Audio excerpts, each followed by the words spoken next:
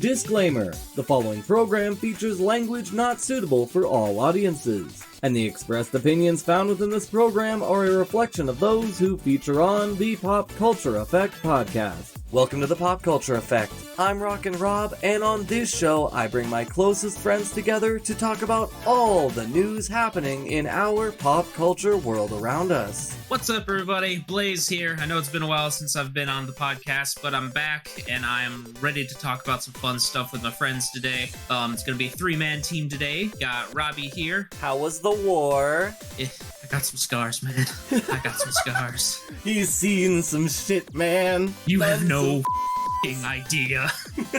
It's good to be back. It's good to be back because I also have been here in a dimensional rift, so I'm cool. I'm happy to be back too, in a sense. And I got Gemini here today. How you doing? I'm suffering. Aren't we all? Yeah. That's how life works. You just suffer every day. Nah, dude, I'm suffering from this goddamn heat wave that's approaching. Oh, right. Yeah, that's right. It is getting hot. I don't know how it is for you guys right now, but for me, where I am, it's going to be in like the 90s for the rest of the week. I think that's how it's hot going to be in for here. us. So take off No, the don't winter do that. clothes. I was gonna say, don't you dare. No. No one wants to see that. Canada's coming out of like a winter hellstorm. We are just now getting our like 2 to 3 months of really nice weather. So whoop whoop. Yes. Your 1 week of like Literally 70-degree weather. I hate it, but I love it so much. Dude, we're getting like 96 next week. I don't want to hear it. Yeah, I wish. Anyway, we got some fun stuff to talk about. A lot of announcements came out recently for both the Summer Games Fest, Xbox Showcase, along with PCE Games Showcase, and a few other stuff by like Ubisoft and Future of Play. It's so much. Dude, there's so much that we can't even talk about all of it, or we're gonna be here for days. We're just going over the highlights that we personally loved the most. But I was gonna say, there was quite a lot. I was surprised. I just want to say this one thing. I was like, okay, cool, Summer Games Fest. We could do a whole episode about it. Then Xbox Showcase came out. I'm like, all right, cool, Black Ops 6. We have a little bit more. And then Annie Film Festival happened, and PC Game Showcase, and Future Game Showcase, then Future of Play, and Ubisoft Forward. And it's like, guys, calm down. Yeah, like no shit. It was a domino effect. Everyone just released everything all at once. The moment one got announced, everyone just pulled the trigger. It is actually insane. I do remember though, one thing that Menace did. He posted an image to the group chat, and it was like 170 or 180 game announcements just from the Xbox, or just from the Summer Games Fest alone. Or no, just from the Xbox Showcase alone. Or no, which one was? Fuck, now I can't remember which one it is. God damn it. I don't know which clip to use. It's all over the place. There's so many game shows that just did stuff. Yeah. Yep. The awkward So where do we even begin? I don't even understand where we're even supposed to start here. Yeah, Dude, it's definitely a lot. I mean, it kind of feels like with there being all of the different fests, each one of them doing their own stuff, but some of them also doing similar stuff. I feel like it's just kind of us going down our own lists of what we all personally liked out of all of them. Mm-hmm. Robbie, if you want to start us off at what were a couple of things you were excited for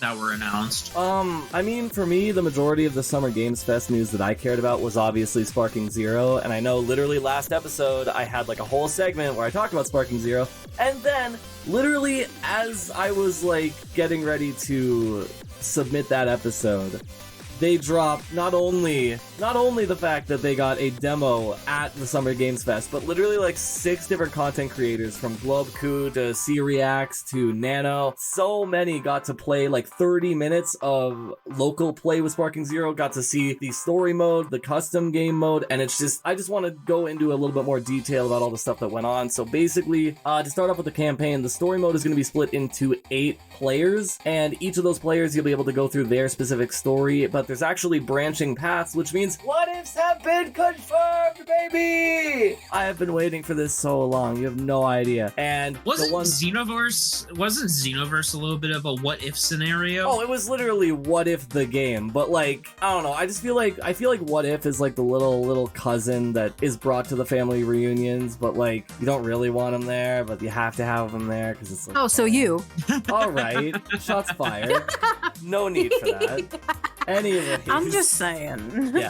But anyways, the majority of what was announced, we got to see Goku turning Super Saiyan against Grade 8 Vegeta. We got to see Trunks and Vegeta pull off this crazy father-son Final Flash against Cell. I'm sure there's going to be so many more what-ifs that we're going to see, especially since we're going to be seeing from Raditz to, I'm assuming, the Tournament of Power, because we saw Jiren and Ultra Instinct Goku announced, so that's going to be hype. I'm so excited for that. Anyways, that's a lot of story. That's a lot of story to cover. I couldn't even, I was like, all right, let's see. So there's Gohan, Vegeta, Trunks, Goku. That's 4. I can't think of any other character that would have like a branching story that mattered, unless we're talking about the villains with Majin Buu and Frieza, Piccolo, and I guess Piccolo wasn't a villain in Z, but you get my point. Either way, I'm hyped for it. Yeah. So basically, the one thing I'm extremely excited is the fact that the game creators basically said, you know what, we're gonna give customization to the player with storytelling, and they let you basically create your own stories. You can set up introductions, you can set up different events to happen during the match when a specific health threshold has been met. You could have transformations, you can have title cards at the beginning, so it feels just like a Dragon Ball episode, and that, for me, is going to be the coolest thing, in my opinion. But aside from that, and the last thing I want to talk about Sparking Zero is the fact that, obviously, we're going to get this game October 11th, like I mentioned last week, but all of the crazy footage is out there, so definitely go check it out. Go check out all the other YouTubers that talked about it, because there's going to be so much content from the story, from the custom game modes, and we actually, one last little tidbit is that we got confirmation that we're going to get the hyperbolic time chamber for local play, so you can actually have a couch game with your buddy right in your own room, which I'm excited for. Oh, and one actual last tiny tidbit is that for the World Martial Arts Tournament stage, if too much ruckus is among us, then the announcer's like, hey, let's get the f*** out of us, and they abandon ship, and now you get to play in the whole city. You're not just restricted to the world tournament stage, which, holy shit, I'm so happy for that. Anyways, I'm ranting. I need to stop because that's all I had to talk about, specifically for the Summer Games Fest. Blaze, with all that has gone on with the Summer Games Fest, I'm going to pass it back to you to kind of go over not just what you found interesting, but what Sleepy Boy found interesting, since, you know, he's not here. Yes, so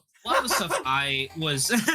Yeah, get him! Dog on him in the comments! He's a sleepy boy! Hashtag sleepy boy! A lot of the stuff that I was most excited about was mostly in the Xbox showcase. I believe the summer showcase showed some of this stuff as well. But the one that I know Subset was the most excited about, and I'm kind of excited about, I didn't really have a chance to play the first one, but I kept up with what the story for it was and a little bit of the spin-off games. But Life is Strange is getting another game called Life is Strange Double Exposure. This one is an actual bona fide sequel to the first one, to where the other ones that came out afterwards were just spin-off games with new characters. This one isn't going to be an actual sequel to the first one, continuing Max's story after the events of the first game. And it looks like from the trailer at the end of the first game, which spoilers, but the game's been out for a long time, so I assume a lot of people kind of know what happens in the first game, where it ends up being 2 choices at the end, which changes the outcome of the story. Basically, the sequel follows one of those outcomes and continues on years later. And through the story, it looks like Max's abilities have increased, and now she can basically travel into an alternate reality that's parallel to hers, as she's trying to solve and stop one of her friends from getting shot nearby her, but she never got a chance to see who killed her. So it's like it's the beginning of the first one again. Pretty much, yeah. And she's basically like Elizabeth from BioShock Infinite. Even BioShock, yeah. I swear. I mean, hey, you're not wrong, but yes. I'm just now getting into it. God yes. damn it. I'm probably gonna have a very harsh opinion on this because I didn't really like Life is Strange. That's just me. I thought the concept was cool. Well, I don't know. I could never get into it. You know what I mean? But yeah, the concept was interesting, but I feel like it was kind of executed weird, in my opinion. Like, it's definitely for a very, what's the word I want to use? It's definitely, a very niche demographic. that a lot of people, well, like a big portion of like people are a part of. At one point I even used to be, but for me, I just couldn't get into it, but I can see the appeal. I do know my biggest complaint, honestly, actually, backtrack real quick. I'm gonna be dead honest. I really don't think that Max's story kind of needed a sequel. I like the ambiguous ending of option A or option B. I don't think she needed a sequel, but that's just me. I understand a lot of people fell in love with Max, and a lot of people fell in love with Chloe, and a lot of people fell in love with their relationship. I get that, but I honestly don't think that it needed a sequel. I personally believe they should have shifted it to being about a different character. Yeah, like what they did with the other games that were offshoots and spin-offs in the same universe. They honestly should have done that rather than continuing Max's story, but maybe they have a good idea for it and where to take it and everything, but I think it would have been really cool if this sequel, instead of it trying to be a sequel that's also kind of a retake on the first story as well, it kind of feels like it's copying the story of the first game but in a new take. Yeah. I think it would have been interesting if, because I don't know how the two spin-off games ended fully, but I think it would have been neat if this sequel was actually combining the main characters from all three into one. That story. would have been interesting. I think that would kind of been cool. Yeah. I don't know how well it would have worked because, like I said, I'm not too familiar with the franchise. I don't know either. how close tied the other characters could be to Max. But I don't know. I think it would have been a nice concept, maybe something down the line, because it definitely seems like this is a franchise they want to keep going. And I don't blame them. It's truthfully, it's their cash cow. Which is why I feel like they should start really putting more effort into diversifying the amount of characters they cover in this series, and then you could have like a big giant AAA, quadruple A, whatever the hell game where you finally get to play as like multiple versions of these characters, and you have to change all these different elements of fate and destiny to get to like however many. I don't know. Maybe I'm going too far into. Well, I do know that like they did kind of like slowly make like a diverse cast, because like in the first one you were like I don't know what their powers were, but you were like some kid. Well, you're kids in all of them pretty much, but like isn't the power you have Max just to go back in time? Isn't that essentially what the power is? Max's was, but I don't know what the other two characters with their. I think the most recent one, the like coat of many colors or whatever the fuck it was called. I think it was called True Colors. I think hers was more empathy based. I think I'm talking out of my ass because I've never played it, but I want to say it was like empathy. Like her, the powers were probably empathy based, and then I have no idea about the one where it's like super captain or whatever, captain. But that could add to the fact where, you know, we could see all these characters interact with the different elements of how their abilities work. Let me do a quick like Google search. What is it?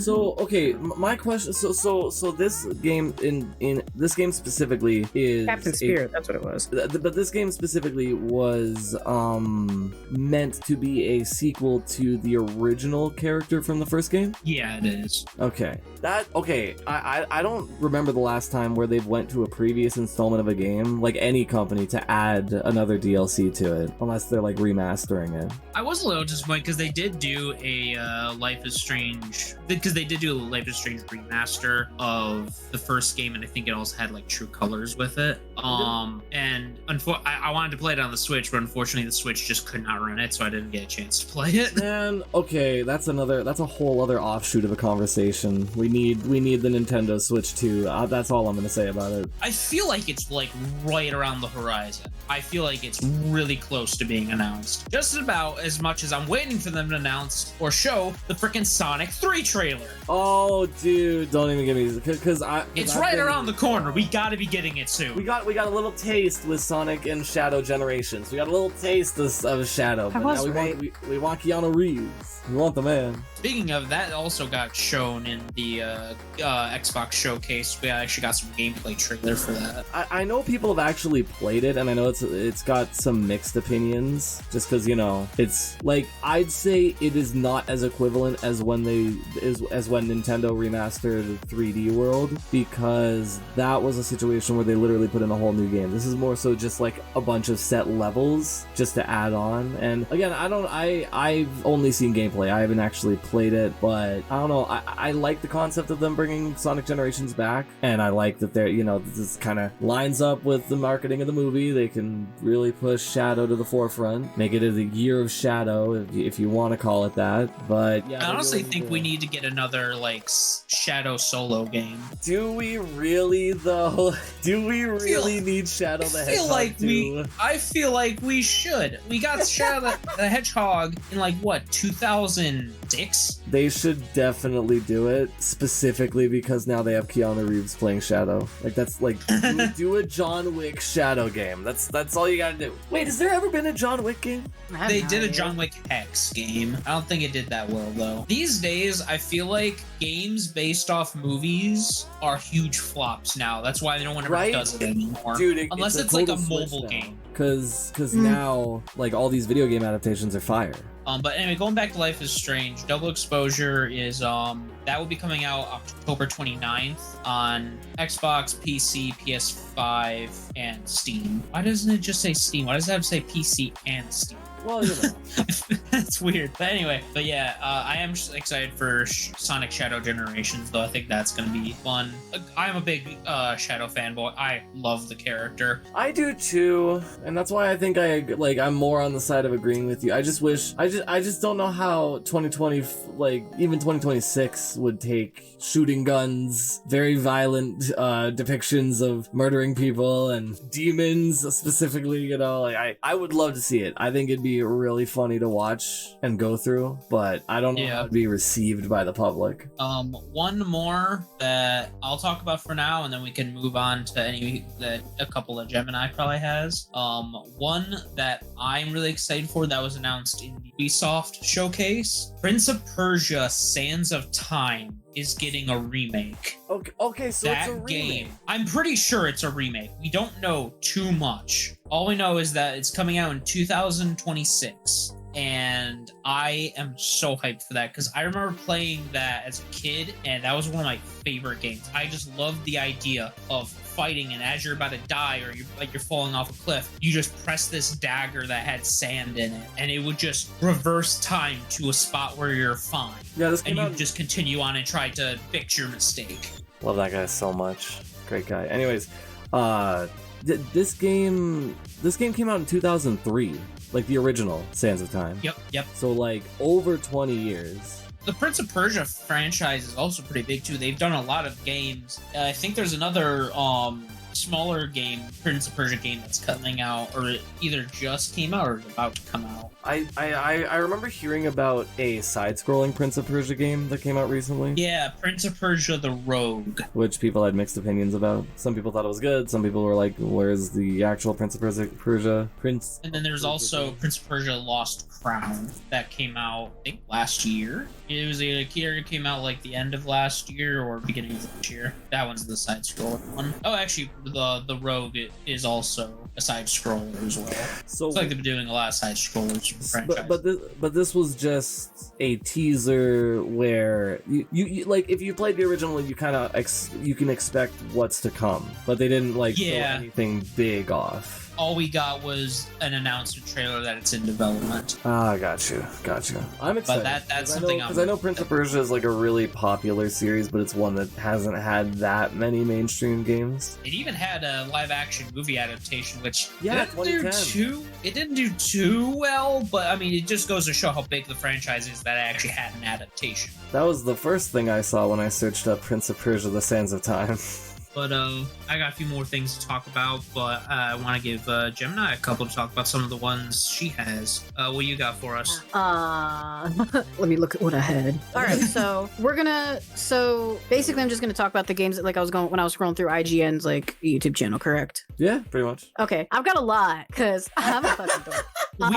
No joke. I think you, me, and Subset were spending like a good almost 2 hours just going through and gogging all over the some of them I'm gonna just fire off. The ones that are a bit more not as that I don't have as much information either because they're new or there's just not a lot. So first one that I'm gonna fire off is this one kind of interesting. It was called Clair Obscur Expedition 33. It looks like it's kind of the best way I could describe it when I watched the trailer, because one, it was so beautiful. The music It was amazing. was. The graphics were absolutely gorgeous and everything, but it looks like it's a game that's set in France, where I guess there's this painter where every year she paints like an age, or she paints a number, and every one of that age essentially gets like Thanos snapped. So like, say she paints, I guess, 65, anyone who's 65 is just gone. So I guess the whole premise of this game is it's like these people who are around, I'm assuming 33 years old, have to stop this painter before she finishes or whatever. Again, it's a trailer, don't know shit about it. It looks like it's a completely new IP. If it isn't, I've never heard of it, but it looks so beautiful. The combat was a little funny. It kind of reminded me of, what did you say? It kind of reminded me of semi-turn-based. I think someone mentioned it kind of looked like a rhythm aspect. I don't know about that one. It could have just been that they were going in sync with like the music that they used, but it kind of gave me like an RPG kind of combat system close to maybe Final Fantasy. I've never played them, but I've seen clips. It gave me that kind of combat system, but regardless, it looks very beautiful. I'm excited for that one. Then we have State of Decay 3. I know Subset and I were just like excited for that because I love the State of Decay series. I played the first one, played the second one. It's such a good zombie series. Not too much with that, as it was pretty cinematic trailer, so you kind of have to take cinematic trailers with a grain of salt. But at the very least, it does look like they're continuing to update a lot of like the systems with the game, the combat systems and everything. It does look like they're probably doing more with the Plague Heart system that was introduced in the second game. Either way, I'm excited for a third State of Decay game because the first one was amazing. The second one was pretty good.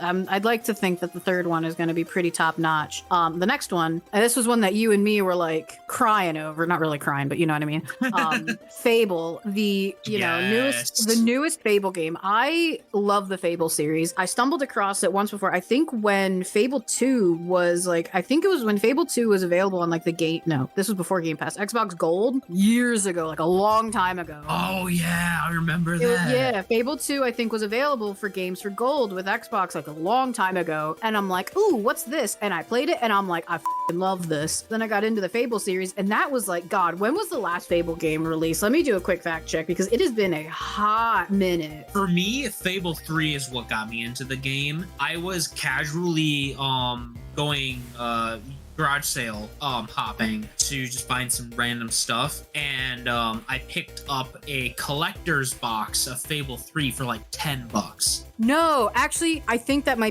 later on I got Fable 2 and 3 for I think on Games for Gold. No, I think that is how I got Fable 2. I think it was at a yard sale or something, or like a discount game store. Yep. That might have been how I found it, actually. I still have that collector's box for Fable 3. I use it as one of my D&D dice trays because it was this really cool that's cool book with a clasp. You open it up and it has just enough opening in it to like grab the game out of it. Mm-hmm. And then there was a compartment that you can pull out that has a deck of cards and the medallion that has like the red side and the blue side. Jesus. So Fable, it has been over 14 years since the last Fable game. October 26th of 2010. That was when the last Fable game was released. If they released any other like offshoots, I haven't heard about it, but at the very least of the main core title series, that's the last one that they released. And you know, if I recall, I think Lionhead Studios, the people who originally developed it, I think they kind of went under or something, so that might have been why we hadn't heard too much about Fable for a while. Yeah, I know. So in 2016 they proposed that they were going to be closing Lionhead Studios, and then it closed 2 months later, so that is why we never ended up getting anything more after that.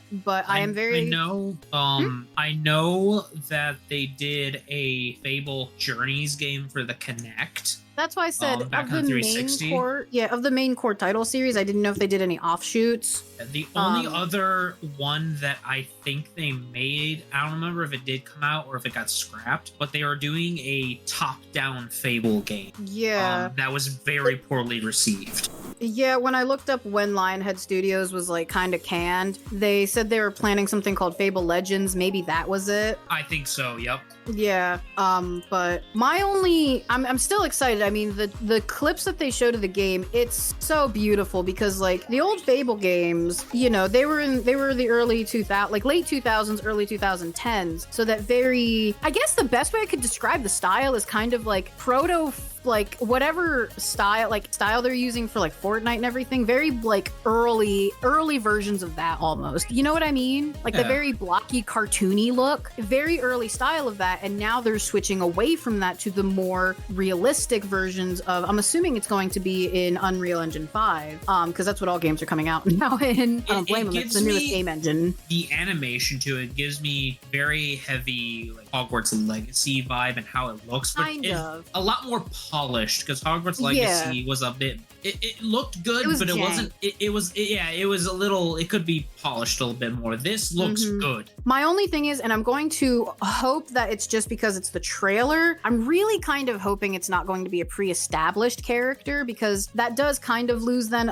I mean, I think the first game was that you were like a pre-established character, I think, and then the second and third game you kind of made your own in a weird sense. They might keep that though, to where like it is, but it isn't a pre-established character because you didn't necessarily make your character. Kind of just change their look. I don't know. It was weird. I will admit, I do know people have been complaining about the new Fable game trailers just because they think that the main character that they've shown a lot. I've heard a lot of people complain that she's a bit of like a fugly little munter. I will admit she's not the prettiest, but at the same time, I'm not that type of individual where like I see an ugly woman and I'm like, God damn, I ain't playing that game. Ugly women exist, you know, ugly women are out there. I'm one of them.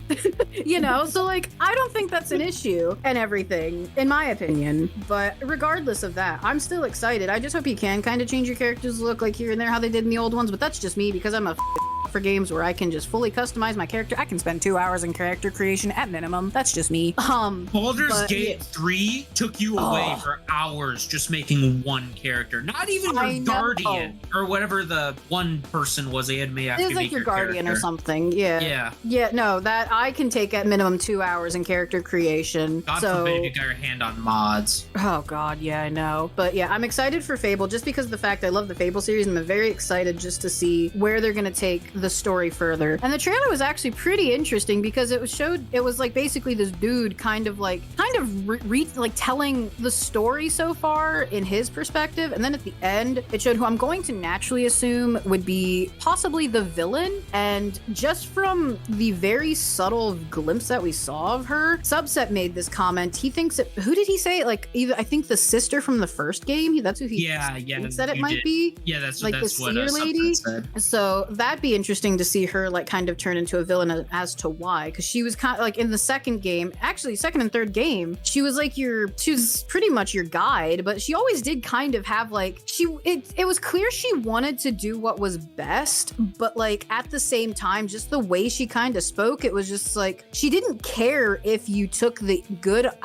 route or the evil route. She just wanted you to get it done. Yeah, like she didn't care if you became like, you know, a literal saint or an actual demon. She did not care. She's like, as long as you get this shit done, I don't care what you do. So there was that. And then this is what I've been saving for. This is what I've been sitting on for so long. Oh my God. So they released not only the official reveal trailer, but the gameplay trailer of the newest Dragon Age game, which it was originally called Dragon Age Dreadwolf, but now it's called Dragon Age the Veilguard. I don't know why they changed the name, but I don't really care. I don't give a shit about the Dreadwolf egg. He can go suck a dick and die. I don't care. Anyway, they released the trailers for that, and I will admit they did get pretty bad comments and reviews so far, which is a little depressing just because of the fact it's been a long time since a Dragon Age game has come out. I've been like waiting on the edge of my seat, but I'm also going to be dead honest. I cried. I cried like a little baby bitch when I saw the trailers because it's latched onto my inner core of my being so hard. When I first got Dragon Age Origins for free on Origin, it was all over from there. It was game over. But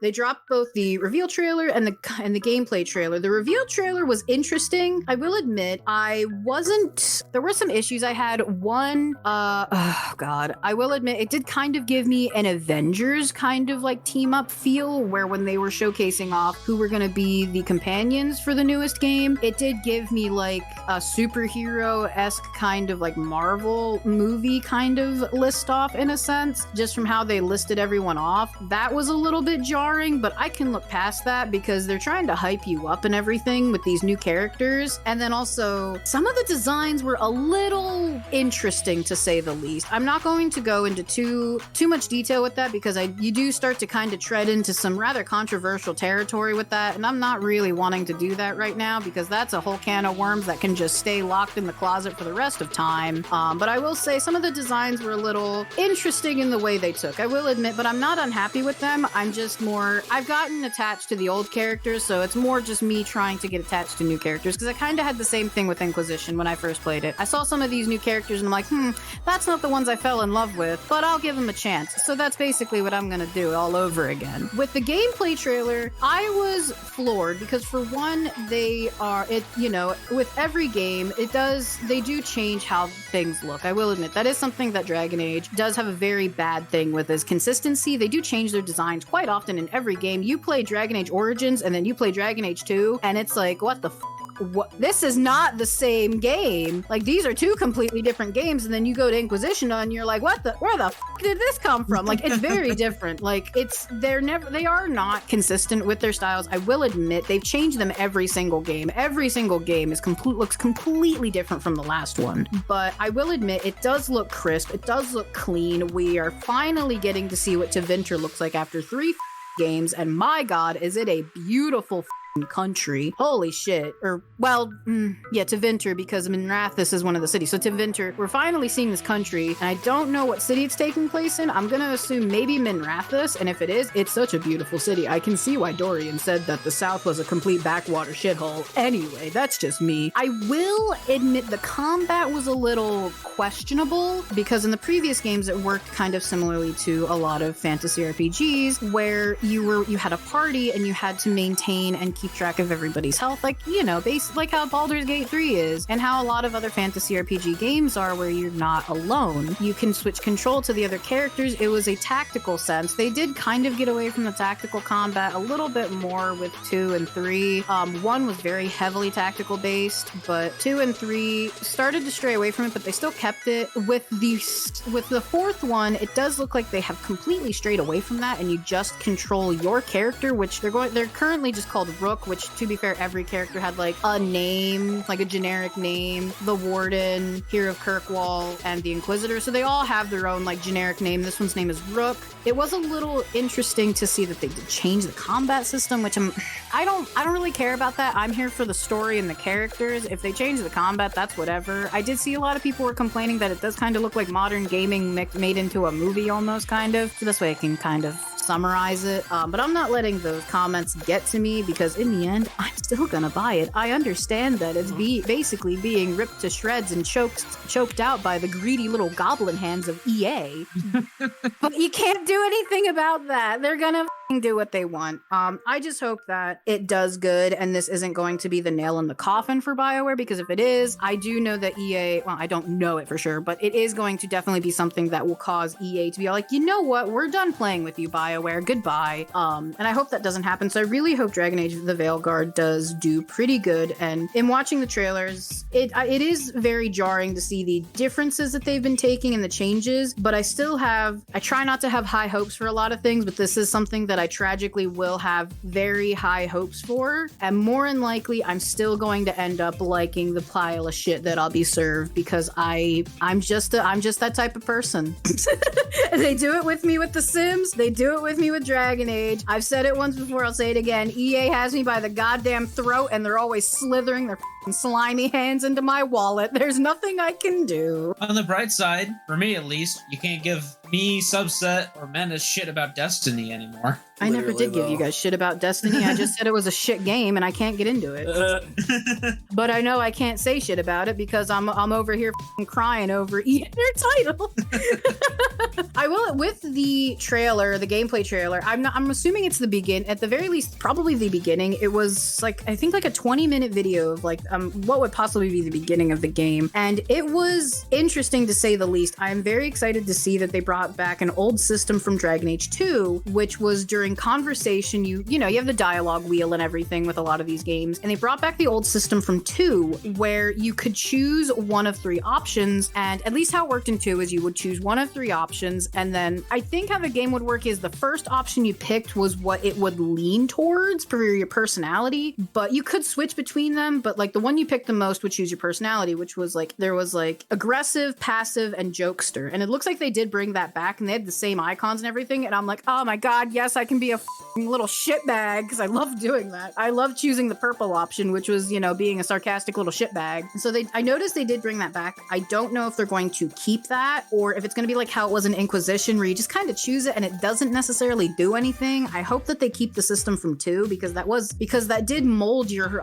character's personality and everything. And whichever one you chose the most, usually the one you chose first, I think became the most dominant. That's how your character would then naturally speak throughout the game. So it was nice to see that. Again, I don't know how it's going to be for the game, but I don't know. The only other thing I can say is apparently it's coming out in fall of this year. So when that happens, I'm going to be talking about it again, because I have a serious obsession with this game. I probably need help. Talking about it, you're going to be stuck in your little goblin cave for weeks and we'll never hear from you when that comes out. Yeah.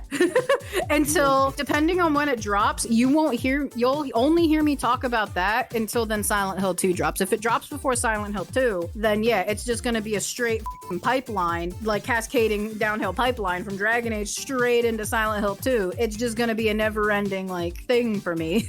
Legend Sage Frin entered the crypt and has not returned. Yeah, I lay me to rest in the crypt. Debating if I want to play Silent Hill 2 or if I just want to have you stream it and me watch you freak out over it. I don't know. It's up to you, but I do know when I watched the trailer of it, which I guess, you already mentioned the addendum. This can be cut out. I don't care. I'm just rambling about it now. I will admit I did decide to watch the full trailer. Part of me slightly regretted it because it did look like it was kind of similar to Dragon Age, where they showed you a bit of gameplay, and I kind of did regret that because I wanted it to be a fresh experience for me, but, I couldn't help myself. It does look like it's going to be a little bit more atmospheric and a little bit more spooky. It was quite nice seeing like the particle effect. The dust particle effects in the sunlight. I'm normally not one to talk about. Like, I normally don't give two shits about graphics. Like, yeah, I like a nice looking game, and with some older games, I look at them like, ugh, that looks like a pixel pink, stinky poo poo mess. But so normally I like good graphics, but I'm not one to like, cream my goddamn pants over some like dust particles in the sunlight. But I'll admit, in Silent Hill 2, it looked nice. But to be fair, this is from a game that came out for the PS2 back like when the Silent Hill 2 came out, 2001. This game, holy shit, it's 23 years old. It still looked good back in 2001 for the PS2, and then seeing how it looks from then, like when you play it then to now, it's jaw-dropping. It's amazing. It's astonishing just how far the technology for gaming has improved. And one thing that I was just like crying over was just like seeing it, and I'm like, oh my god, I remember that part from the game, like from the original. Holy shit. I was supposed to be talking about Dragon Age, not Silent Hill 2. Silent Hill 2 is for like October. Anyway. But yeah, with Dragon Age, I am quite excited for it. They did show some returning characters that I was like happy to see. We have Best Boy Varric. He's been in not all the games. He wasn't in the first one, but he was since 2. He's been in the second and third game. He's always been a homie. He looks different, but he still looks good. And then we have Scout Harding. Oh god, they're bringing the dwarves back, and I'm so glad, because in the past 2 games they kind of been like neglecting dwarves, and I don't know why. I think it was because I think one of the creators or like one of the people who worked on the game kind of made a comment. They were like, it's kind of like having a bunch of dwarves, especially as one is like a romance companion, is kind of weird because they're short, and then that might get into some weird shit. It's like, no, the fuck it ain't. Grow a pair of balls. Short people exist. Fuck you. We're not kids, okay? I may be 5'2", but I'm still a grown-ass bitch. Shut up. Anyway, and then they showed a couple other companions and everything, and their designs are pretty nice, I'll admit. I mean, I've always been one who liked I thought I like fantasy games, and I think something that's a very interesting take with this is they're kind of moving away from the more, like, what's the word? Like, true medieval aspect, in a sense, because that's what because the other games, well, Inquisition kind of bounced around, but the other 2 took place in, like, they all took place in areas that were more along the lines of close to medieval to bordering on early Renaissance period, give or take. Now we're going to be in a place that is very very highly advanced that is more garnering on not garnering. Is garnering is that the good word for it?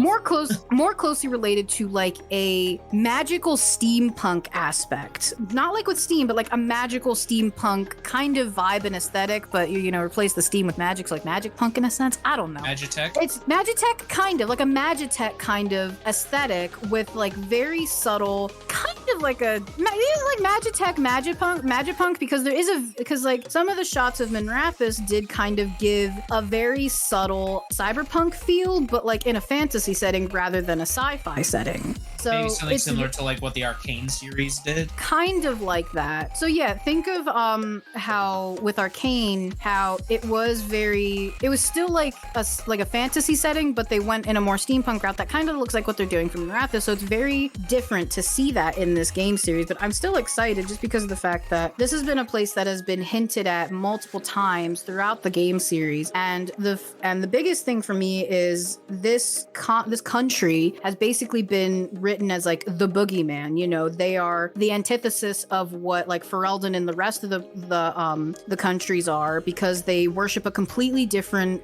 kind of like a reverse side of the pantheon of what everyone else does, and all that, and they have a different view on how magic should be handled, rather than how with everywhere else it should be controlled and maintained, and it should never be allowed to, anyone who has magic should never be allowed to have a position of power, just because of the fact they already have, you know, this ability to control like magic, you know. So they had these strict laws in place. The Tevinter Imperium, on the other hand, anyone who has magic is a powerful individual, and the more powerful you are with magic, the more likely that you are to have a higher position of power. So it's like a flip side, and they've always been shown, implied as like this boogeyman state or something. So I'm very excited to see how it actually is and all that. And I'm completely rambling, and I should probably stop because I feel like I've already rambled about this way too long. I don't even know what's going on with the game because they've only released 2 trailers, and at this point I'm just talking out my ass what I've learned from the games and honestly theories at this point, because I have an obsession.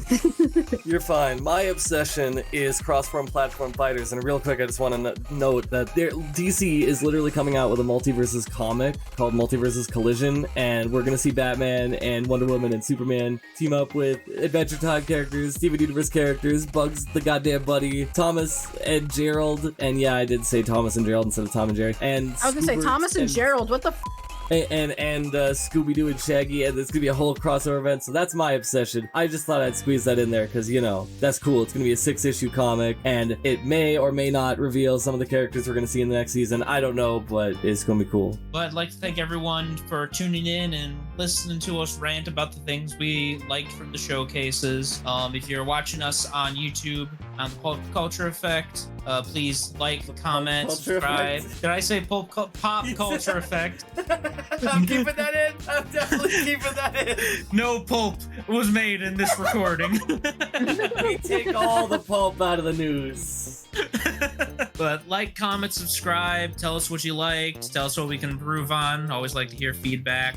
Those listening on CGSW, thank you for tuning in and listen to us rant. And one last note, because there was way too much shit for us to even consider covering in this one recording, go check out all the other stuff happening across the Summer Games Fest, Xbox Showcase, Annecy Film Festival, PC Games Showcase, Future Games Show, Future of Play, and Ubisoft Forward. God damn, that's a lot. It was. I was terrified how we were going to approach recording this week.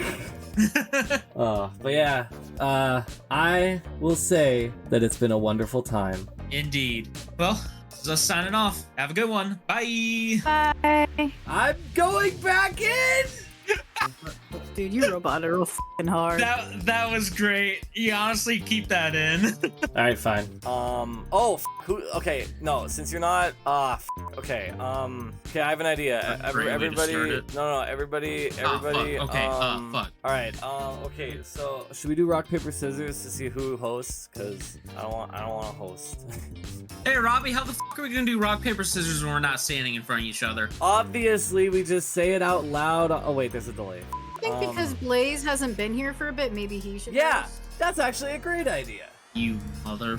I started it last week, okay? Or last time we recorded. Theoretically, was supposed to host this week, but he's a snorbird, even though I'm snorbird. He's a fucking sleepy boy. He is a sleepy boy. Yeah, Blaze, if you wanna bring us in. All right. I love how you said this is meant to be an intro before it cuts to you do not recite. Cause did it like twice. And the first time I'm like, okay, haha, I could poke fun at him, record a little bit, be like, oh, this guy, da, da, da, da. But the second time I'm like, all right, this is getting out of hand. All right. Oh god. I believe Rusty. in you. Ah. All right. You've been out of the game so long. Yeah.